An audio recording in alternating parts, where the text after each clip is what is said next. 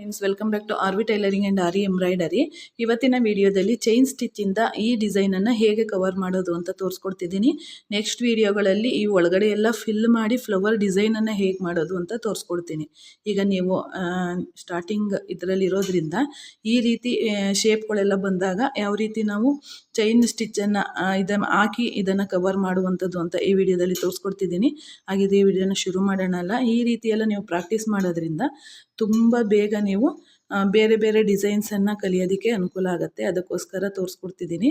ಬನ್ನಿ, ಆಗಿದ್ದರೆ ಈಗ ವಿಡಿಯೋ ಶುರು ಮಾಡ್ತಿದ್ದೀನಿ. ನನ್ನ ಜೊತೆ ನೀವು ಪ್ರಾಕ್ಟೀಸನ್ನು ಮಾಡಿ ತುಂಬ ಚೆನ್ನಾಗಿ ನಿಮಗೆ ಇದು ಪ್ರಾಕ್ಟೀಸ್ ಆದಷ್ಟು ಚೆನ್ನಾಗಿ ನಿಮಗೆ ಎಲ್ಲ ಕಲ್ತ್ಕೊಳ್ಳೋದಕ್ಕೆ ಈಸಿ ಆಗುತ್ತೆ ಅಂತ ಹೇಳ್ತಾ, ನೋಡಿ ಈ ರೀತಿ ನಾವು ಬರ್ಕೊಂಡಿದ್ದೀವಲ್ಲ, ಬರ್ಕೊಂಡಿರೋ ಕಡೆಗೆಲ್ಲ ನಾವು ಚೈನ್ ಸ್ಟಿಚ್ಚನ್ನು ಹಾಕ್ಕೊಂಡು ಹೋಗೋದು. ನೋಡಿ ಈ ರೀತಿ ಈ ಕರು ಬಂದಾಗೆಲ್ಲ ಒಂದು ಎಕ್ಸ್ಟ್ರಾ ಚೈನನ್ನು ಹಾಕ್ಕೊಂಡು ನಾವು ಮಾಡೋದ್ರಿಂದ ನಾವು ಶೇಪ್ ಯಾವ ರೀತಿ ಇದೆ ಅದೇ ರೀತಿ ನಮಗೆ ಬರುತ್ತೆ ಅದು ಡಿಸೈನು. ಹಾಗಾಗಿ ನೀವು ಇದೇ ರೀತಿ ನಾನು ಯಾವ ಡಿಸೈನನ್ನು ತೋರಿಸ್ಕೊಡ್ತಿದ್ದೀನಲ್ಲ ಆ ಡಿಸೈನೆಲ್ಲ ನನ್ನ ಜೊತೆಯಲ್ಲಿ ನೀವು ಪ್ರಾಕ್ಟೀಸನ್ನು ಮಾಡ್ಕೊಳ್ಳಿ. ತುಂಬ ಈಸಿಯಾಗಿ ಆರಿ ವರ್ಕ್ ಅನ್ನೋದು ಬರುತ್ತೆ. ಈಗಾಗಲೇ ನಿಮಗೆ ನನ್ನ ಜೊತೆ ನೀವು ಪ್ರಾಕ್ಟೀಸ್ ಮಾಡಿದರೆ ಆರಾಮಾಗಿ ನೀಡಲನ್ನು ಹಿಡಿಯುವಂಥದ್ದು ನಿಮಗೆ ಬಂದಿರುತ್ತೆ. ನೀಡಲನ್ನು ಹ್ಯಾಂಡಲ್ ಮಾಡೋದು ಗೊತ್ತಾಯ್ತಾ ಅಂತ ನನಗೆ ಕಮೆಂಟ್ ಬಾಕ್ಸಲ್ಲಿ ತಿಳಿಸಿ. ಯಾಕೆಂದರೆ ಮುಂದಿನ ದೊಡ್ಡ ಡಿಸೈನ್ಸ್ ಎಲ್ಲ ತೋರಿಸ್ಕೊಟ್ಟಾಗ ನಿಮ್ಗೆ ಹಿಂಸೆ ಆಗುತ್ತೆ. ಅದಕ್ಕೋಸ್ಕರ ನಿಮಗೆ ಗೊತ್ತಾಗಿದೆ ಅನ್ನೋದು ಗೊತ್ತಾದರೆ ನಾನು ಮುಂದಿನ ಡಿಸೈನ್ಸ್ಗಳಿಗೆ ಹೋಗೋದಕ್ಕೆ ಅನುಕೂಲ ಆಗುತ್ತೆ. ನೋಡಿ ಈಗ ಇದನ್ನು ಬರೀ ಚೈನ್ ಸ್ಟಿಚ್ಚಲ್ಲಿ ನಾನು ತೋರಿಸ್ಕೊಡ್ತಿದ್ದೀನಿ. ಮುಂದಿನ ವೀಡಿಯೋಸ್ಗಳಲ್ಲಿ ನಾನು ಇದನ್ನು ಫಿಲ್ ಮಾಡೋದು ಹೇಗೆ, ಆ ಫ್ಲವರ್ ಡಿಸೈನ್ಗೆ ತರೋದು ಹೇಗೆ ಅಂತ ನಾನು ಖಂಡಿತವಾಗ್ಲೂ ತಿಳಿಸ್ಕೊಡ್ತೀನಿ.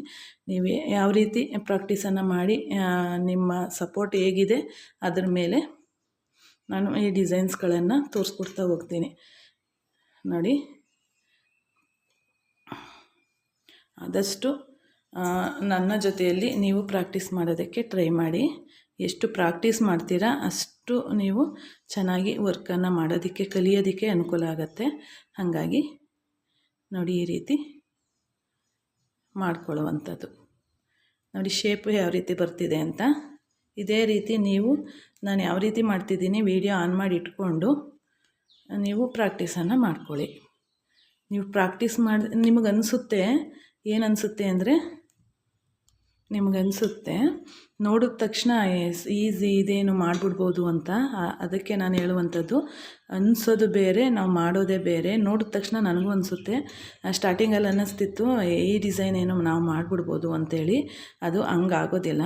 ನಿಮಗೆ ಪ್ರಾಕ್ಟೀಸ್ ಅನ್ನೋದು ಬೇಕಾಗತ್ತೆ. ನೀವು ಎಷ್ಟು ಪ್ರಾಕ್ಟೀಸನ್ನು ನೀವು ಮಾಡ್ತೀರಾ, ನೋಡಿ ಕಾಣಿಸ್ತಿದೆಯಾ, ನೀವೆಷ್ಟು ಪ್ರಾಕ್ಟೀಸನ್ನು ಮಾಡ್ತೀರಾ ಅಷ್ಟು ನಿಮಗೆ ಪರ್ಫೆಕ್ಷನ್ ಅನ್ನೋದು ಯಾವುದೇ ಕೆಲಸದಲ್ಲಾಗಬಹುದು, ನೀವು ಪರ್ಫೆಕ್ಷನ್ ಅನ್ನೋದನ್ನು ಕಲಿತಾ ಹೋಗ್ತೀರಾ. ದಿನ ಅದು ಇಂಪ್ರೂವ್ ಆಗ್ತಾ ಹೋಗುತ್ತೆ ಮತ್ತು ಅಚ್ಚುಕಟ್ಟಾಗ್ತಾ ಹೋಗುತ್ತೆ. ಹಾಗಾಗಿ ನೀವು ಆದಷ್ಟು ಪ್ರಾಕ್ಟೀಸ್ಗೆ ಟೈಮನ್ನು ಕೊಡಬೇಕು. ಕಲಿಬೇಕು ಅನ್ನುವಂಥ ಇಂಟ್ರೆಸ್ಟ್ ಇರುವಂಥವ್ರು ಖಂಡಿತವಾಗ್ಲೂ ಇದನ್ನು ಮಾಡಿ. ನೋಡಿ ಸುಮ್ಮನಾಗುವಂಥವ್ರಿಗೆ ಏನೂ ಮಾಡೋಕ್ಕಾಗೋದಿಲ್ಲ.